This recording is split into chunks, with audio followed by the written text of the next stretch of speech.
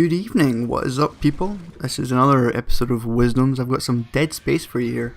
I just got this game, it's fantastic. It's the single player is shit scary, let me tell you. The first one, I didn't even finish the first one because it was too scary. And I kind of got bored of the first one because it was just walking about, run and shoot. But the second one is amazing and I'm loving it. It's a lot more action packed, but it's a lot more scary. I've been shitting myself. And playing it with Sarah, and she screams at like the littlest thing, so when she screams I shit myself, and it's awesome, it's funny. But I'm not going to talk about that. This is my first game ever playing the multiplayer, so I was just getting to ropes with it. There's like a couple of games and then another one where I did a little bit better, but anyway, this is a wisdom, so there's questions involved obviously. Just let me get them up. I've not even got them up here because I've got them written down because I'm sexy like that, you know. So, my first question, right, okay, I've got a bunch of like funny questions, kind of light-hearted questions to start off with, because there's quite a serious, deep one that I'll be talking about at the end, so I want to keep the mood happy before I get all depressed and, you know, people want to hurt themselves, which is quite a good segue for what the question's about. Anyway, on with the crack, as the Irish would say. That's an expression, right? They like to get on top of cracks. Okay, speaking of Irish, this guy's Irish, he's actually a friend of mine. And his question was, you said you weren't gay, so what'd you call what we have, eh? I want to be named, you son of a bitch. The child is yours, for God's sake. That was from Junior 45572. JR, as we call him. I won't say his real name because I think it quite embarrasses him. But I might, if he's a dick to me, I might say his name in the next commentary. Because his name is pretty funny, it's pretty hilarious, and I want you guys to laugh at it. So, JR, I'm not gay. What we have is just fun, just sexual. I'm not really looking for anything important with a guy anyway. I'm not. You don't get that same emotional attachment with a guy. It's purely just kind of bum to penis action, and that's all I'm looking for, man. As for the kid, I never knew about that. You said you had a condom on, so I don't know how that would work. I mean, I gave birth to the kid and I didn't even notice. Okay. Anyway, the next one is from a guy called The Real Finnish Fish. He's actually asked me this a couple of times. He's asking me to speak Finnish. And I've looked at a bunch of stuff online and I'm like, this is far too complicated. I can't even pronounce half the words. I can't even read it. Like, I'm reading through and it's all like fucking a million vowels. It's what? With these little symbols above them. But I want to remember, I watched the Dudesons. I've seen all the seasons of the Dudesons. It's like Jackass, but it's a whole lot funnier. It's these guys from Finland, and they're bloody crazy. Their accents are hilarious as well, which I think makes the whole show pretty awesome. But every time they get hurt, they go, "Oh, perkele," which I think it means something like the devil, or some sort of swear word involving some sort of evil god. But it's perkele, or perkele. I've only heard them saying it when they're in pain, so I'm assuming that's how it's said. So that's all you're getting, Finnish Fish. I'm not going to go and recite some sort of fucking Finnish novel. Who else we got? Right, a guy called Anthony Whitelaw. And he asked who my favourite commentator was. Well, my favourite commentator I'd probably say is everyone's favourite, C Nanners, because he's just a genius. His brain works in some weird way. He just like start up the microphone and he just rambles pish. The whole Abraham Lincoln thing, what the fuck was that? Oh man, I would love to do a dual commentary with C Nanners. If people can get in contact with C Nanners, get in contact with C Nanners. I want to just talk to the guy, even if it's over Skype. I just want to caress his genitals and I want to lick some part of his body. Oh, the man's a weird man, but awesome in every single way. But they all are, like Stark and that, they're all just crazy. But I like a lot of other commentators. Capgun, he's awesome. Yeah, he's helped me out a bit. Junkyard, I watched a lot of his stuff. Poster for Hire, he's always funny, and he beasts. El Presidor, I've kind of gone down on him. Like, I'm not gone down on him. That's disgusting. No, that's just me and JR. No, I've kind of not watched as much of El Presidor's recently because it's just him shouting at stuff, and it's gotten a bit old, I think, because it's been the same constantly. But it's still funny to watch every now and then, which don't freak out. What the fuck? So yeah, it's pretty funny. So they're the kind of guys I'd watch. They're just basically funny guys. I don't really watch anything for the gameplay. It's just the hilarity and something to laugh at and enjoy while I'm sitting staring at my screen. Another question is a guy, English Bulldog. It's a pretty suitable question for the video game we're playing as well. What do you think about violence in video games? I love it. I don't want to say I'm just a sick guy that likes to watch people get chopped up and shit, but I'm kind of a graphics whore.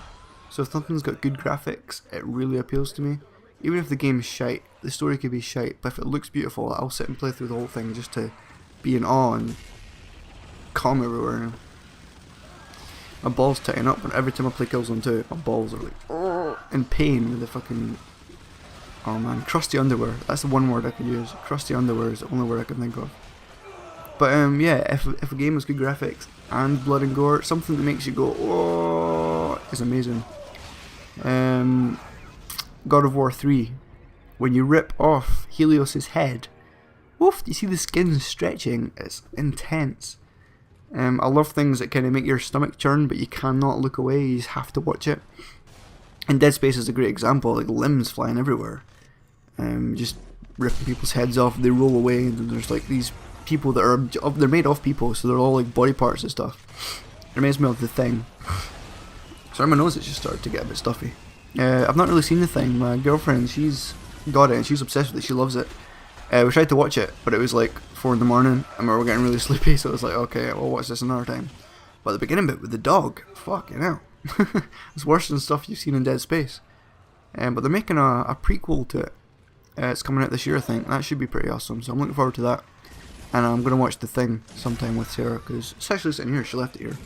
We'll watch that, because I want to see through the whole thing, because it looks like my kind of film.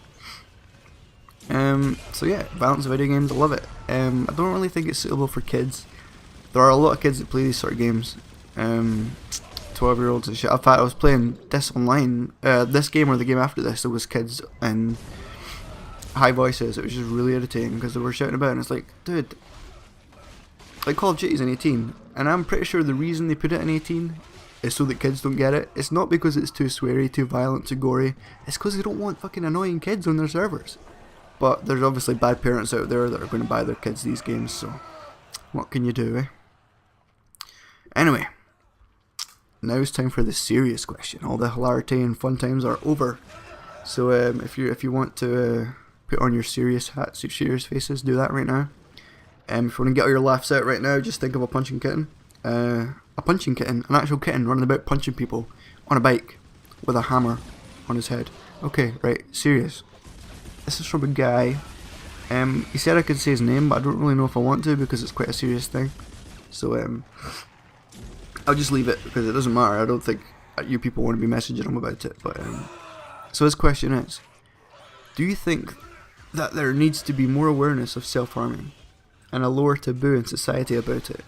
Being a self-harmer, I've been given bad looks, and I thought that it was a definite issue that shouldn't actually be a problem in life.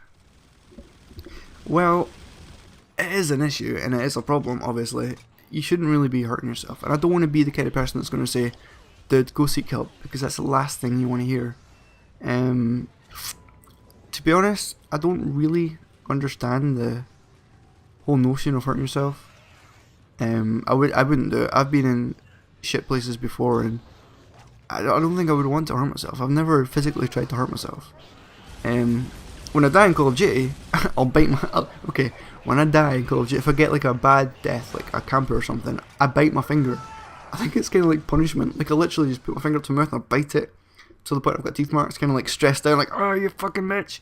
It's either that or I throw my controller on the ground, so but that's not the same. It's not like a depression thing. And to be honest, I've never been that kind of depressed to even think about that sort of thing. Even after my accident.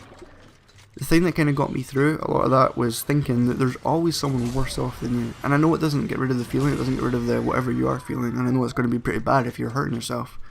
But no matter what's happening in your life, there's always going to be somebody that's worse off than you. And that's kind of just a good thing to think about. Like, there's always going to be people with worse disability than me, and there's always going to be people in a worse situation and feeling worse than me.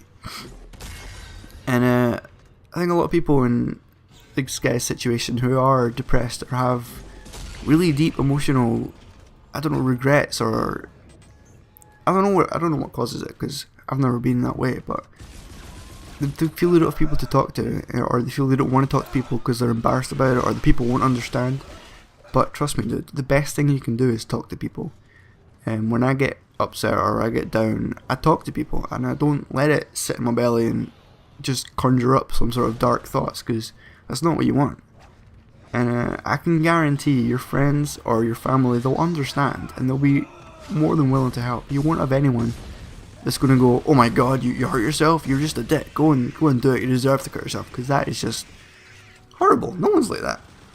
And if they are, then they're not a friend, or they're a troll just being an arsehole. But yeah, you really, I don't want to be saying like go and talk to people, but find friends or whatever, just try and talk to them. I don't condone self-harming whatsoever, and by this question I don't really know if you were wanting me to say there's no problem with it, just do it.